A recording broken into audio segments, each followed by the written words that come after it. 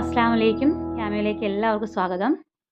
ഇന്ന് നമുക്ക് ഒരു പാൻറ്റിൻ്റെ കട്ടിങ്ങും സ്റ്റിച്ചിങ്ങും കാണാം. ഫസ്റ്റ് നമ്മൾ മെറ്റീരിയൽ ഒന്ന് സ്ട്രെയിറ്റ് ആയിട്ട് ഇടുക. എന്നിട്ട് അതിനെ രണ്ടായിട്ടാണ് ഞാൻ മടക്കിയിട്ടേക്കുന്നത്. അതായത് നമ്മൾ ഫ്രണ്ട് പോർഷനും ബാക്ക് പോർഷനും സെപ്പറേറ്റ് ആണ് കട്ട് ചെയ്യുന്നത്. അപ്പോൾ ഫസ്റ്റ് നമുക്ക് ഫ്രണ്ട് പോർഷൻ കട്ട് ചെയ്യാം.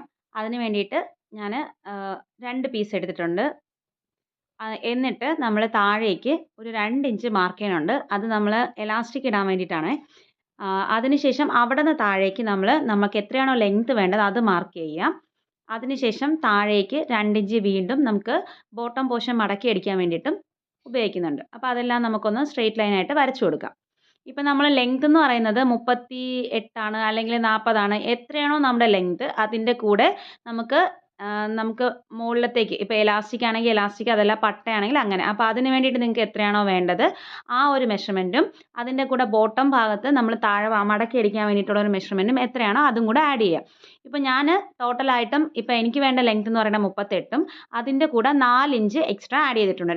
2 ഇഞ്ച് മുകളിലത്തേക്ക് എലാസ്റ്റിക്കിനും 2 ഇഞ്ച് താഴത്തേക്ക് ബോട്ടം മടക്കി അടിക്കാനായിട്ട് ആഡ് ചെയ്തിട്ടുണ്ട്. ഇനി നമുക്ക് വേണ്ടത് അരവണ്ണമാണ്. അരവണ്ണം കാൽക്കുലേറ്റ് ചെയ്യണത് സാധാരണ രീതിയിൽ നമ്മളിപ്പോൾ ഒരാളുടെ അരവണ്ണം എത്രയാണോ അതിൻ്റെ ഡിവൈഡഡ് ബൈ 4 ചെയ്തതിന് ശേഷം അതിൻ്റെ കൂടെ 2 ഇഞ്ച് ആഡ് ചെയ്യുക. അതാണ് നമ്മൾ സാധാരണ രീതിയിൽ അരവണ്ണം അളക്കുന്ന മെത്തേഡ് എന്ന് പറയുന്നത്. ഇപ്പോൾ 32 ഇഞ്ചുള്ള ഒരാളുടെ അരവണ്ണം എന്ന് പറയുന്നത് 32 ഡിവൈഡഡ് ബൈ 4 ചെയ്തതിന് ശേഷം അതിൻ്റെ കൂടെ 2 ഇഞ്ച് നമ്മൾ ആഡ് ചെയ്യുക. ഇപ്പം ഞാൻ എടുത്തേക്കുന്ന മെഷർമെൻറ്റിൽ 32 ആണ് അരവണ്ണം എന്ന് പറയുന്നത്. അപ്പോൾ ആ അരവണ്ണത്തിൻ്റെ ഡിവൈഡഡ് ബൈ 4 ചെയ്യുമ്പോൾ ഇപ്പോൾ 8 കിട്ടും. 8ൻ്റെ കൂടെ 2 ഇഞ്ച് പിന്നെ തയ്യൽ തുമ്പ്. അപ്പോൾ നമുക്ക് മൊത്തത്തിൽ 10 ഇഞ്ചാണ് അരവണ്ണം എടുത്തേക്കണം. ഈ അരവണ്ണത്തിൻ്റെ അതേ അളവ് തന്നെയാണ് നമ്മൾ ക്രോച്ച് ലെങ്ത്, അതായത് താഴോട്ടുള്ള ലെങ്തും മാർക്ക് ചെയ്യുന്നത്. പിന്നെ നിങ്ങൾക്ക് കുറച്ച് ലൂസായിട്ട് വേണം, ഒരു കറക്റ്റ് ഫിറ്റിൽ ടൈറ്റായിട്ട് യൂസ് ചെയ്യേണ്ട. ഇപ്പം സാധാരണ കുട്ടികൾ ഉപയോഗിക്കും പോലെ വേണ്ട, കുറച്ചുകൂടെ പ്രായമുള്ളവർക്കാണെന്നുണ്ടെങ്കിൽ നിങ്ങൾക്ക് ഈ അരവണ്ണത്തിൻ്റെ കൂടെ ഒരു 2-3 ഇഞ്ച് എക്സ്ട്രാ ആഡ് ചെയ്യാം. ഇപ്പോൾ 10 ഇഞ്ച് എന്നുള്ളത് 12 ഇഞ്ചോ 13 ഇഞ്ചോ അരവണ്ണം എടുക്കണമെന്നുണ്ടെങ്കിൽ അത് തന്നെയാണ് നമ്മൾ താഴേക്ക് ക്രോച്ച് ലെങ്ത്, താഴോട്ടുള്ള ഇറക്കവും മാർക്ക് ചെയ്യേണ്ടത്. ക്രോച്ച് ലെങ്ത് മാർക്ക് ചെയ്യുമ്പോഴും നമ്മൾ ബാൻഡിന് വേണ്ടിയിട്ട്, അതായത് എലാസ്റ്റിക്കിനോ ബാൻഡിനോ വേണ്ടിയിട്ട് വിട്ടിട്ടുള്ള പോർഷൻ കഴിഞ്ഞിട്ടാണ് താഴേക്ക് മാർക്ക് ചെയ്യേണ്ടത്. ആ ഒരു 2 ഇഞ്ചാണോ അല്ലെങ്കിൽ നിങ്ങൾ എത്രയാണോ എടുക്കുന്നത് ആ ഒരു പോർഷൻ കഴിഞ്ഞിട്ട് താഴേക്ക് തന്നെയാണ് നമ്മളിപ്പോൾ ക്രോച്ച് ലെങ്ത് ഇപ്പോൾ 10 ആണെങ്കിൽ 10, 12 ആണെങ്കിൽ അത് മാർക്ക് ചെയ്യേണ്ടത്.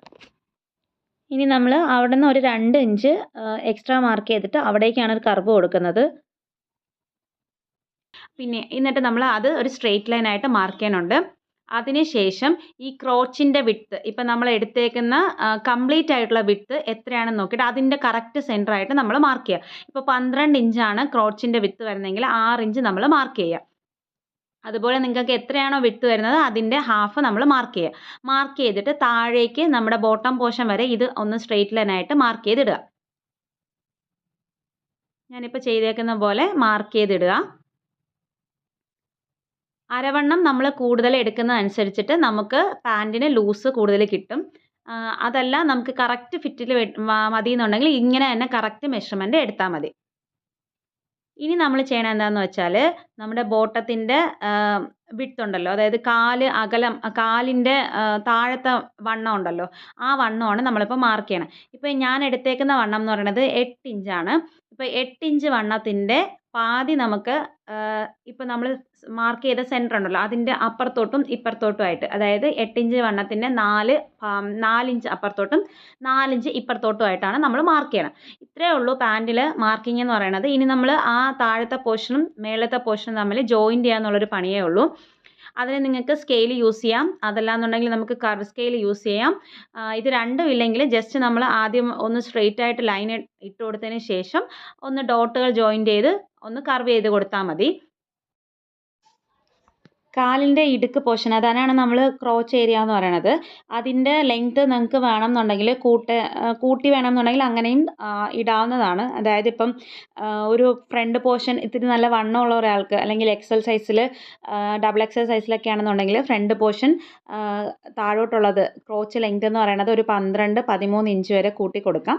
നമ്മൾ ബാക്ക് പോർഷൻ ഓൾവേസ് ഒരു 2 ഇഞ്ച് കൂട്ടിയാണ് എടുക്കുന്നത്.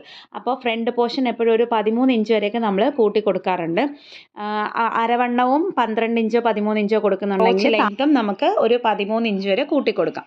അതിനുശേഷം നമ്മൾ ഇതുപോലെ മാർക്ക് ചെയ്തിട്ട് കാലിൻ്റെ വണ്ണം വരെ ഉള്ളതെല്ലാം മാർക്ക് ചെയ്തതിന് ശേഷം നമ്മൾ കട്ട് ചെയ്തെടുക്കുകയാണ് ചെയ്യണത്. ഇനി നമ്മൾ ബാക്ക് പോർഷനാണ് മാർക്ക് ചെയ്യണത്. ബാക്ക് പോർഷനിൽ ഒരു സൈഡ് ഫ്രണ്ട് പോർഷൻ പോലെ തന്നെയാണ്, അതിലൊരു വ്യത്യാസം വരുന്നില്ല. പിന്നെ നമ്മൾ മുകളിലത്തേക്ക് ഒരു 2 ഇഞ്ച് എക്സ്ട്രാ മാർക്ക് ചെയ്യണുണ്ട്. അതിനുശേഷം നമ്മുടെ ക്രോച്ചിൻ്റെ വിഡ്ത്ത് ഒരു 2 ഇഞ്ച് എക്സ്ട്രാ കൂട്ടി കൊടുക്കുന്നുണ്ട്. അതിനുശേഷം ആ 2 ഇഞ്ച് നമ്മൾ മേളിലോട്ട് അറ്റം വരെയും ഇതുപോലെ കൂട്ടി കൊടുക്കുന്നുണ്ട്. എന്നിട്ട് അവിടെ നിന്ന് ഒരു സ്ട്രെയിറ്റ് ലൈൻ വരച്ചതിന് ശേഷം അവിടേക്ക് നമ്മൾ കർവ് ചെയ്ത് കൊടുക്കുകയാണ്.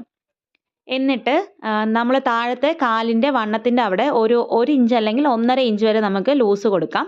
എന്നിട്ട് ആ ഒരു പോർഷനും നമ്മുടെ ഈ ക്രോച്ച് വിട്ട് വരുന്ന പോർഷനും തമ്മിൽ ജോയിൻ്റ് ചെയ്ത് കൊടുക്കുക. അതല്ലാന്നുണ്ടെങ്കിൽ ഇതുപോലെ തന്നെ നമ്മുടെ ഈ ഫ്രണ്ട് പോർഷൻ കട്ട് ചെയ്ത ആ ഒരു പീസ് ഉണ്ടല്ലോ, അതിനെ ഇതുപോലെ ചേർത്ത് വെച്ചിട്ട് നിങ്ങൾക്ക് അതേ അളവിൽ വരച്ചു കൊടുക്കാവുന്നതേ ഉള്ളൂ.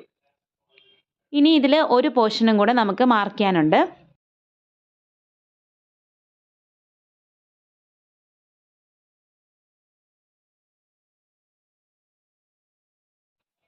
ഇനി നമുക്ക് ഒരു പോർഷനും കൂടെ മാർക്ക് ചെയ്യാനുണ്ട്. അതായത് ബാക്കിലത്തെ സൈഡ് ജോയിൻ്റ് ചെയ്യുന്ന പോർഷനിലേക്ക് നമ്മുടെ നടുക്കുള്ള ജോയിൻ്റ് വരുന്നത്, അതായത് ക്രോച്ച് ലെങ്ത് വരുന്ന പോർഷനിൽ നിന്ന് സൈഡ് ജോയിൻ്റ് ചെയ്യുന്ന പോർഷനിലേക്ക് ഇതുപോലൊരു കോൺ ഷേപ്പിൽ നമ്മൾ ഒരു ലൈൻ വരച്ചു കൊടുക്കുക. അതായത് നമ്മൾ ബാക്കിലത്തെ പോർഷൻ 2 ഇഞ്ച് മേളിലേക്കാണ് മാർക്ക് ചെയ്തിട്ടുള്ളത്. അവിടെ നിന്ന് ഈ സൈഡ് ജോയിൻ്റ് വരുന്ന പോർഷനിലേക്ക് നമ്മൾ ഇതുപോലൊരു കോൺ ഷേപ്പിൽ മാർക്ക് ചെയ്ത് കൊടുക്കുക. ഇതെന്തിനാന്ന് വെച്ചാൽ നമുക്ക് സീറ്റ് വണ്ണം അഡ്ജസ്റ്റ് ചെയ്യാൻ വേണ്ടിയിട്ടാണ്. ഇരിക്കുമ്പോഴും കുനിയുമ്പോഴും ഒന്നും ഈ ഒരു രീതിയിൽ നമ്മൾ കട്ട് ചെയ്ത് കഴിഞ്ഞാൽ ബാക്ക് പോർഷൻ നമുക്ക് പാൻറ്റിലൊന്നും പിടിക്കത്തില്ല. അതിന് വേണ്ടിയിട്ടാണ്. ഇനി നമ്മൾ ചെയ്യണത് എന്താണെന്ന് വെച്ചാൽ ഈ ക്രോച്ച് ഏരിയ ഇത് കംപ്ലീറ്റ് ആയിട്ടും 2 വശത്തിൻ്റെയും, അതായത് ഫ്രണ്ടിൻ്റെത് ഫ്രണ്ടിൽ വെച്ചിട്ടും ബാക്കിൽ വെച്ചിട്ടും നമ്മൾ ഇതുപോലെ സ്റ്റിച്ച് ചെയ്തെടുക്കുക. അപ്പോൾ ഞാനത് സ്റ്റിച്ച് ചെയ്തെടുത്തിട്ടുണ്ട്. ഇനി നമ്മൾ ചെയ്യണത് ഇതുപോലത്തെ ഈ നമ്മുടെ നടുക്കത്തെ പോർഷൻ ഉണ്ടല്ലോ, നടുക്കത്തെ പോർഷനിൽ നിന്ന് കാലിൻ്റെ അറ്റം വരെ നമ്മൾ ജോയിൻ്റ് ചെയ്ത് കൊടുക്കുകയാണ്. ഞാനത് ജോയിൻ്റ് ചെയ്ത് ഓവർലോക്ക് ചെയ്ത് കഴിഞ്ഞു. ഇനി ചെയ്തിരിക്കുന്നത് താഴത്തെ ബോട്ടം പോർഷൻ നമുക്ക് എത്രയാണോ മടക്കി അടിക്കേണ്ടത് അത് കണക്കാക്കി നമ്മൾ കാലിൻ്റെ 2 വശത്തെയും പോർഷൻ മടക്കി അടിച്ച് അകത്തേക്ക് കൊടുക്കുകയാണ്.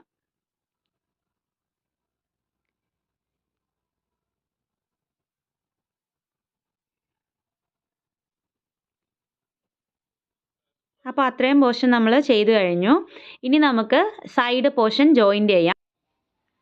ബാക്ക് പോർഷനും ഫ്രണ്ട് പോർഷനും തമ്മിൽ 2 ഇഞ്ച് വ്യത്യാസമുണ്ട്. അതായത് ബാക്കിലത്തെ പോർഷൻ 2 ഇഞ്ച് വലുതും ഫ്രണ്ടിലത്തെ പോർഷൻ അത് കുറവാണ്. പക്ഷെ അത് നമ്മൾ നോക്കേണ്ട കാര്യമില്ല. 2 വശങ്ങളും തമ്മിൽ ഇതുപോലെ ചേർത്ത് പിടിച്ചതിന് ശേഷം നമുക്ക് സ്റ്റിച്ച് ചെയ്ത് പോകാവുന്നതാണ്. സൈഡിൽ സ്ലിറ്റ് വേണമെങ്കിൽ സ്ലിറ്റ് കൊടുക്കാം ഈ സമയത്ത്. പക്ഷെ ഞാൻ സ്ലിറ്റ് കൊടുക്കണില്ല.